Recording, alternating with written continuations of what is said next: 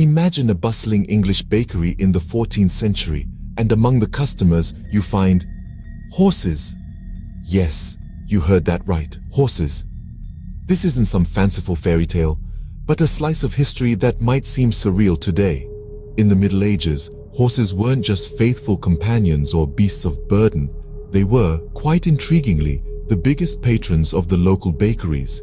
In an era where human diets were largely dominated by home-cooked gruel and pottage, horses were the ones relishing the warm, freshly baked breads. It sounds bizarre, doesn't it? But this unlikely connection was an integral part of English society for centuries. Picture this. Amidst the clatter of the baker's peel and the crackling of the fire, horses would line up, awaiting their share of the daily loaf. This was the norm, the everyday scene in a time when bakers needed dough more for hooves than for human hands. So, let's delve into this fascinating slice of history and see how it all began. Our story begins in the 14th century, a time when the English landscape was dominated by working horses. These noble beasts were the lifeblood of society, pulling plows in the fields, carts in the streets, and even knights into battle. In this era, horsepower was not just a measure of engine strength, it was the backbone of economic growth and societal progress. But every hardworking horse needs a hearty meal, and in the Middle Ages, this presented an interesting challenge. What do you feed an army of horses that's literally keeping the country running? Well, the answer was as simple as it was ingenious: bread. And this is where our bakers come into the picture. Bakers, with their ovens and their skills, were perfectly positioned to meet this growing demand. They began to produce loaves not for human consumption, but for horse feed. These were not your typical loaves, mind you. They were dense, heavy, and packed with the nutrients a working horse needed. This was not just a matter of convenience, but also of economics. Grain was plentiful and cheap, and turning it into bread was a way to add value. Bakers could sell these horse loaves at a profit, and horse owners were willing to pay for this convenient and nutritious feed. But the relationship between bakers and horses was not just economic, it was also social. In a time when class divisions were rigid and opportunities for social mobility were limited, the business of baking horse bread offered bakers a unique position in society. They were not just making a living, they were contributing to the economic engine of the country. This unusual relationship between bakers and horses was not a fleeting trend. It was a sustained, mutually beneficial partnership that would endure for centuries.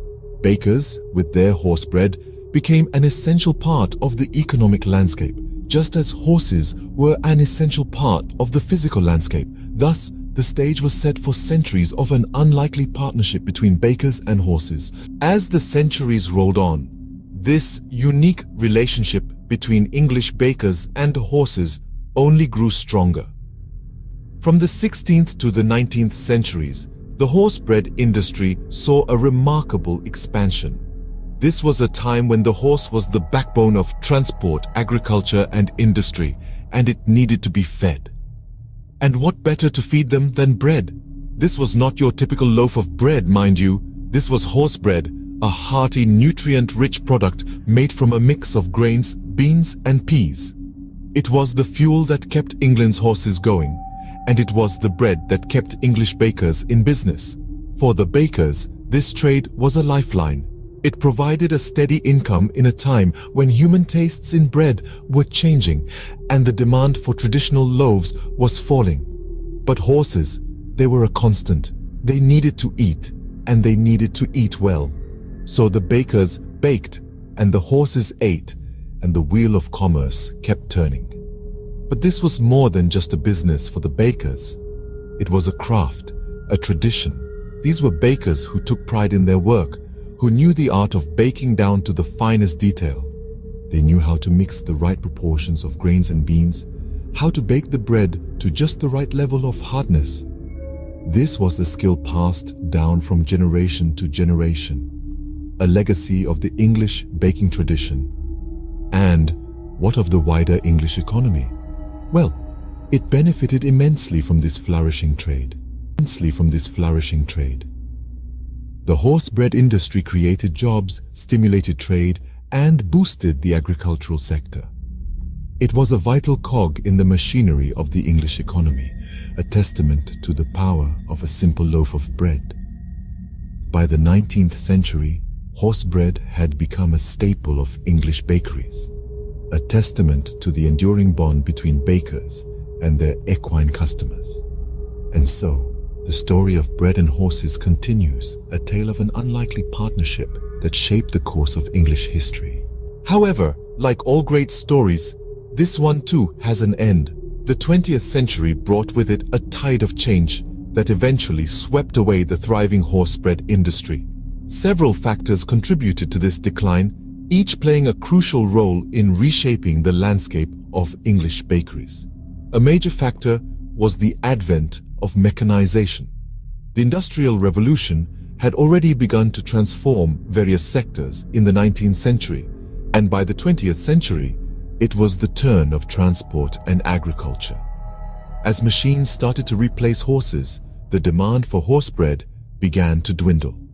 Tractors and trucks became the new workhorses, requiring no sustenance but oil and fuel. This shift was nothing short of a revolution, marking the end of an era where horsepower was, quite literally, powered by bread. In parallel, the decrease in horse labor played a significant role in this decline, with horses no longer the primary mode of transportation or the backbone of agriculture. The need for horse bread diminished.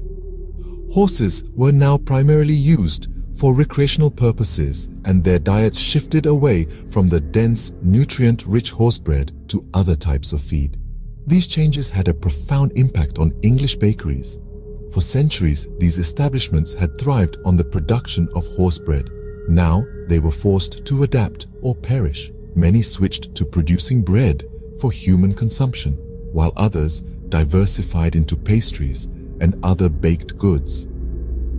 This period of transition was challenging, yet it led to the evolution of the modern bakery as we know it today. In the end, the decline of the horse bread industry was a sign of the times, a testament to the relentless march of progress. While it marked the end of a long-standing tradition, it also paved the way for new beginnings in the world of English baking. And so, the era of horse bread came to an end, leaving behind a fascinating chapter in English history. As we look back on this unique chapter in history, we are left with a sense of wonder and fascination. The horse bread industry was not a mere footnote, but a significant thread in the tapestry of English history. It's a tale that underscores the intricate bonds between humans and animals, a relationship that was both practical and profound. This story also serves as a reminder of how economics shape our world in surprising ways. The demand for horse bread was fueled by necessity, but it grew into a thriving industry that shaped the course of English baking for centuries. It reveals how seemingly small factors can ripple through society, altering landscapes, livelihoods, and legacies. Yet the horse bread era is more than an economic tale. It's a testament to adaptability, resilience, and the unending quest for survival.